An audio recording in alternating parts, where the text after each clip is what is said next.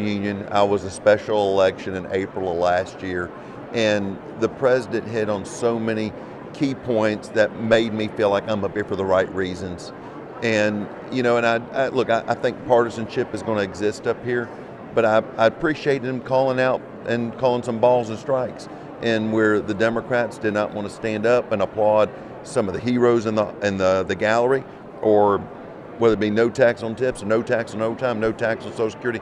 Those things, I think the voters need to realize that there were partisan votes, and they didn't need to be, because it was about giving money back to our citizens. Do you see any common ground with the Democrats? We saw some common ground when it came to things like home ownership.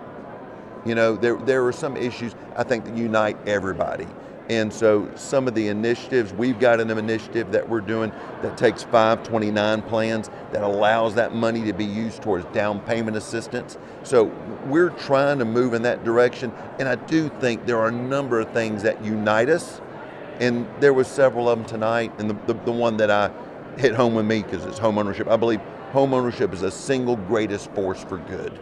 And he addressed that, you feel? It's a start. It's a start, so where we can find those common issues, we should rally around them.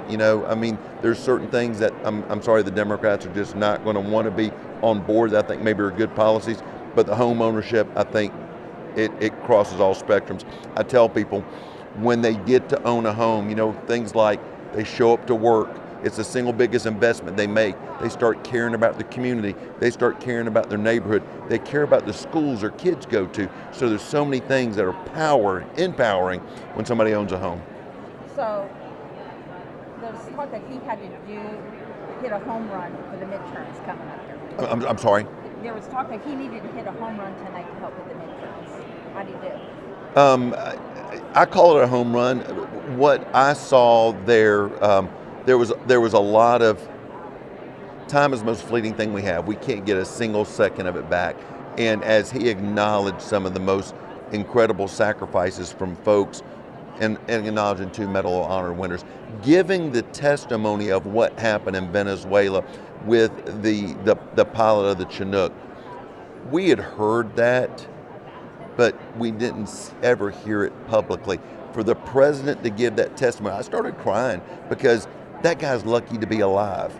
And he almost lost his leg, and then considering what he did to make sure that mission was a success, and then the president to honor him the way they did, to me that's what America's about. It's pride, it's ownership in this fabric that we call America. And then to then recognize a 100-year-old pilot that flew in World War II, Korea, and Vietnam, and never could tell the story because of secrets or what have you that may have gone along with it. And I saw him in the gallery, and this 100-year-old man stood up every single time there was a standing ovation. And I noticed him struggling, because he was sitting right next to the First Lady. And then to know that that's who we were honoring, and to know that guy was 100 years old, cool stuff.